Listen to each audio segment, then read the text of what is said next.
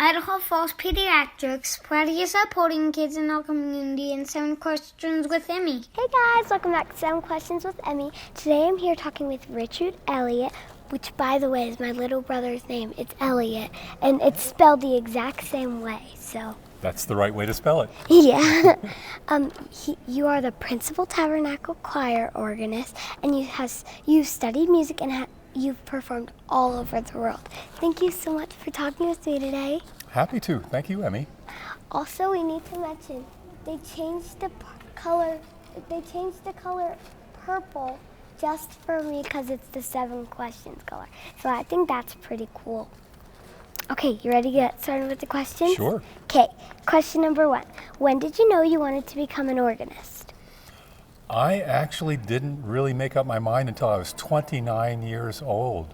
So I just kept sticking my toe in the water, and thinking this is kind of neat, but it wasn't until I was 29 years old and I was working on a doctorate in organ that I thought this is really what I want to do. And it's because I love so many kinds of music. So I love jazz, and I love a lot of rock music, and I love classical music and church music. And I just thought, well, if I'm an organist, maybe I can only play one kind of music. But I've got the best job in the world for an organist, I think, because the Tabernacle Choir does all kinds of music, and we've even performed with the Sesame Street Muppets, so it's a lot of fun, and I never get bored. Yeah. Question number 2. How many hours a day do you practice? When people ask me how many hours a day I practice, I always say not enough, because there's always room for improvement. But on a typical day, I'll practice anywhere between 1 hour and up to 10 hours. So I'll be on the other side of the country next week on a new organ, and so I'll have to spend at least 10 hours one of those days just getting used to the new organ and getting things set up and everything. But most days it's around 3 hours of practicing just to keep things in shape and to feel comfortable. Can you tell me where you're going, or is it top secret? That one's in Atlanta. So I have a son who's in college there, and he's an organist too. He's not studying organ, but he practices on an organ at a church in Atlanta. And I said to them, as a thank you gift for letting our son practice there, can I come out and do a benefit concert at your church? So I'll be doing that, and the money that they raise will go towards the maintenance of the organ in the church there. That's really cool. I'm excited. Yeah. Question number 3. What is the hardest piece you ever had to learn, and how long did it take you? Believe it or not, I started working on a piece of music, a really hard piece of music, when I was 27 years old, and I still haven't learned it. Oh. I keep getting stuck on it and saying, well, I'll come back to it later. And just last week, I pulled it out again and thought, before I retire, I'm going to finally learn this piece. But most of the music that I can learn in a few weeks. There was one really hard piece that's about 20 minutes long that took me about 6 months to get it totally learned. And then there's other kinds of music where you can learn it in a few months, but to really play it in front of an audience and to feel like you kind of own the piece, it takes at least a year, 2 years of living with it. It's kind of like a crock pot where you put the food in there and you just let it sit for a long time, and you come back and stir it every now and then, and finally when it's all ready, it's really, all the flavors have mixed together. So there's some music like that, including the music of Bach, who is one of the greatest organ composers of all time, where you just need to let it season. So you can learn the notes and sort of play it when, in about a month or two, but to really do a good job and to want to be able to do it in front of a big crowd, it takes a year or two. Yeah. Question number 4. 5. What is the difference between the organ here and in the tabernacle and other organs? What's the difference between this organ and other organs? Well, for one thing, this is one of the largest organs in the world. This organ has 11,623 pipes. It's a lot of pipes, so it's somewhere in the top 20 organs in the world. Also, it's probably one of the most famous organs. It's been on the radio every week for the last 95 years with the Tabernacle Choir's broadcast music and the spoken word. It started back in 1929.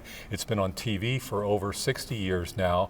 And so a lot of people who don't know anything about organs know this organ because they see it on TV, on the internet and everything. So that's one more way in which this organ is different. And also it's probably one of the most played organs in the world. We have organ concerts almost every day of the year here, and we have organists coming from all over the world to play. So there are some days when this organ never gets turned off. It's just on 24 hours a day. And so that's another thing that makes it different from a lot of organs. But to me, what makes this organ special and what makes it different is that all the people who worked on this organ over the years since 1867 when it was first installed, and the people who worked on this building, they weren't thinking about making the world's largest organ or the world's loudest organ or the most famous organ. They just wanted to make something beautiful. And that's what I love about this organ. It makes such beautiful sounds, just like the Tabernacle Choir. And this room itself is just perfect for the organ, and that makes it beautiful too. So the last person that really worked a lot on this organ back in 1948, he said, "This is the greatest organ I've ever built, and I know it will stay that way." And he said that the building itself had a lot to do with that, but he also did the very best he could on the organ. So to me, that's what makes this organ really special. Yeah. What is the most challenging thing about playing the organ? The most challenging thing about playing the organ, number one, you're making music with your feet. And your feet are, they're not that great at playing music. So these are actually dance shoes. They're tap dance shoes without the metal taps on them. So they're all leather on the bottom. And that way you can slide around and you can kind of feel what you're doing. But it's really tricky. It's hard enough just to play with your two hands, but then when you add your feet into that, it makes it extra complicated. So that's one thing that makes the organ challenging. Another thing is you see all the knobs there. Yeah. So each one of those controls a set of pipes, and it takes a long time to learn how to use those, and you have to kind of hear different sounds in your head. Most organ music actually doesn't tell you which one of those to choose, so you have to kind of just decide what you think sounds best. So that's different. And then you probably know from playing the piano that on the piano, if you hit the keys harder, it makes a louder sound, and if you hit them not so hard, it makes a softer sound. But on the organ, it doesn't matter how hard or how soft you hit the keys, it plays all the same loudness. And so you have to do other things to make it louder or softer. There's a lot of mechanics, in playing the organ. So it's not the kind of instrument you can just sit down and make music. You have to do a lot of extra work in there. So to me, those are the things that make the organ extra hard to play. Yeah. I'm from Idaho, and we are known for our famous potatoes. Have you ever performed in Idaho, and what's your favorite way to have a potato? Oh, good questions. Yes, I've played at least a dozen times over the years in Idaho. I've played in Boise and Idaho Falls, where you're from, and Pocatello and Rexburg many times. And in fact, when I played in Boise, back in 2011, I actually wrote a piece that was a set of variations on an old railroad song called Way Out in Idaho. So I've even written a piece of music that's about Idaho. And for that concert, it was actually on the 4th of July, I remember. And right after I finished playing the concert, then the city shot off their fireworks down by the river there. And I remember thinking, this is the only time I've ever played prelude music for fireworks. So that was really great. But I've enjoyed every time I've played in Idaho. And potatoes, I think probably my favorite way to have potatoes is hash browns. I love a big breakfast with hash brown potatoes, but I never met a French fry that I didn't like. So, Well, I have a gift for you, and you might meet a French fry today. Oh, I can't wait. Or the before of a French fry, I should say. How did you get your job as the Tabernacle Organist? So back in 1990, I was teaching at Brigham Young University in Provo, Utah, and my wife was teaching piano, I was teaching organ. and I got a phone call from one of the organists here, and he said the senior organist is going to be retiring in about a year, and we're wondering if you would like to be considered for the job.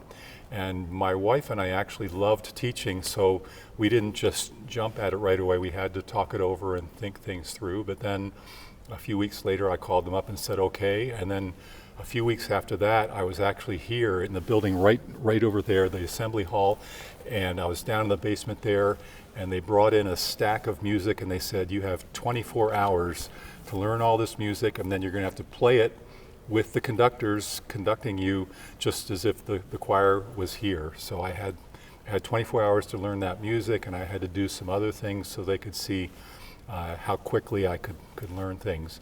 And so I did that, and then a few months later I got a call, and they asked me and my wife to come up and meet with one of the top leaders of the church, Gordon B. Hinckley, and he talked to us for a while, and then he said, okay, well, you're approved for the job, but you have to keep it a secret for 6 months, because the organist wasn't retiring for a long time. And so that was one of the hardest secrets that I've ever had to keep. But then finally, 6 months later, I came here, and I've been here for 32 years now. That's really cool. Okay, I have a couple bonus questions now. Okay, bonus question number 1. What advice do you have for someone who wants to take music lessons? The first thing I would say to somebody wanting to take music lessons is, don't worry if you're young, don't worry if you're old. It's never too early or too late to start, and it's a wonderful thing. I've never heard anybody say, man, I sure am mad that I learned how to play the piano or the violin or the flute or whatever. So everybody that I know that's learned to sing or play an instrument has felt that it was a really, really good thing. And I've known people that were in their 90s, that were 91, 92 years old, that were just starting to learn how to play the piano or the organ. And I think it's never too late to start. So I'd say dive right in. The second thing I'd say is get the best teacher you can get. Especially get a teacher who understands you and who will help you to be your best, and who will help you to practice, but in the right way, not by saying, I'm going to be mad if you don't practice, or by being mean. But there are good teachers out there who know how to help their students want to improve and want to practice. And then the third thing I would just say is just practice, practice, practice. Like they say when the tourist in New York City stopped somebody and said, how do I get to Carnegie Hall? They said, practice, practice, practice. So that's what we do here, and there's no way to improve on a musical instrument or in sports or whatever. So you just have to practice and work at it and not give up. Yeah. Is there a place or an organ in the world that you would love to play someday? Wow. I've played a lot of the biggest organs in the world, so that's not as interesting to me, but there's actually an organ over in the Netherlands in a city called Haarlem. It's called the Bavokerk, and I've been there to hear the organ. It was played by Mozart, it was played by Handel. All these famous musicians played there, and it's a beautiful instrument, and it's a work of art. So someday, maybe I'd like to just sit down and play a few notes on that. But apart from that, I enjoy playing every organ I play, and my feeling about organs is they're like people. There's no perfect organ, there's no perfect people, but every organ has something to offer, and something that's nice and that you can enjoy. And so wherever I go to play organs, I'm just always happy to be there and to make a new friend with the organ and new friends with the people there. Okay, I have a present for you, and then I have one more question. Oh, okay. Okay, so this present is all special for you, so you can open it right now. Okay, thank you. You don't have to wait till Christmas. Oh, it's a potato. Yeah, it's an Idaho Spuddy Buddy. Oh, great. I love it. Thank you. I'll sit it on the organ next time I play. And there's a couple more things in there. There's a thank you card for you. Thank you. And then there's a 7 questions pen. Wow. And a business card. Oh. And then a 7 questions light box that Cool. says your name on it. Because when I do Zoom interviews, I have a light box in the back that says like their names, and so it lights up. And so if you hold on this button, then it lights up. Oh, that is really neat. I've never seen one of those before. Sorry I couldn't write Richard. We ran out of letters. Yeah, I go by Rick or Richard, so Okay. this is great. So Okay. everybody my friends all call me Rick. Okay, and the last question is, can you play me a little something on the organ? I'd be happy to play something, sure.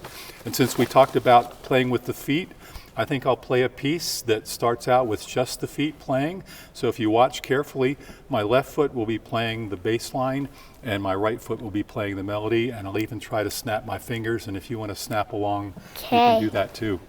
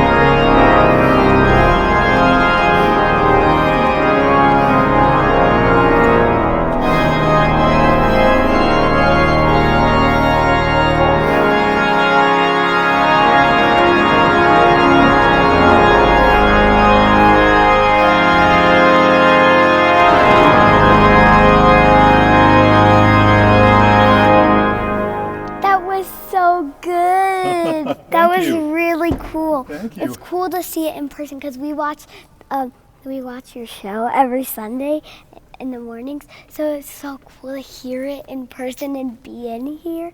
It's a totally different thing to hear it in person. Same with the choir. So yeah, it's a special place, special organ. Thank you so much for talking with me. You're welcome, Emmy. It was great to talk to you. Thanks so much for watching. Remember, new 7 questions interviews are posted every Thursday. Be sure to follow me on Facebook, Instagram, and YouTube. Love you guys. Bye. Idaho Falls Pediatrics, proudly supporting kids in our community, and 7 questions with Emmy.